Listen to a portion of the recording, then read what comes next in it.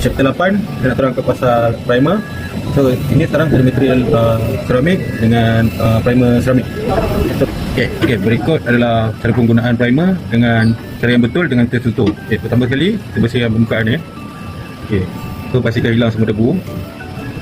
So, kalau ada abu-abu lepas kita ambil primer so kita pakai primer untuk seramik. Lepas tu sediakan satu lagi tisu sini. Kita rekod kita.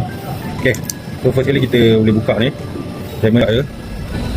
Lepas tu kita ambil satu tisu, kita letak je primer ni. Lepas tu kita sapu. Lepas tu sapu sikit. Kalau sapu primer ni dekat sapu dekat kawasan yang kita nak print lah. So contoh kalau kat sini kita sapu kat sini je. Lepas dah. Ingat tutup balik ya. So bila dah ada primer ni kat tisu, first kita test dulu tengok bahan ni dia tahan ke tak dengan primer. So kita tak.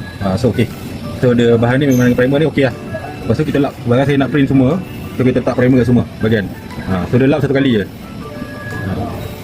So bila dah letak primer, dah settle, so bahan ni dah boleh guna untuk print lah.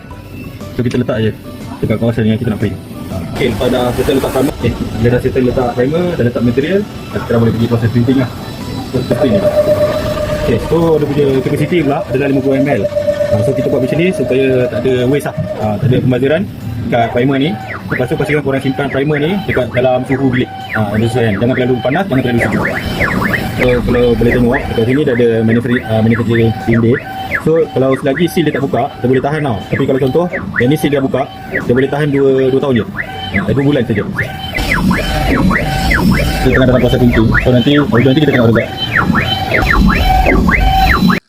So sekarang dah ada result print.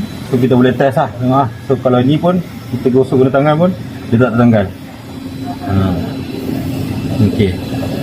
So itu saja.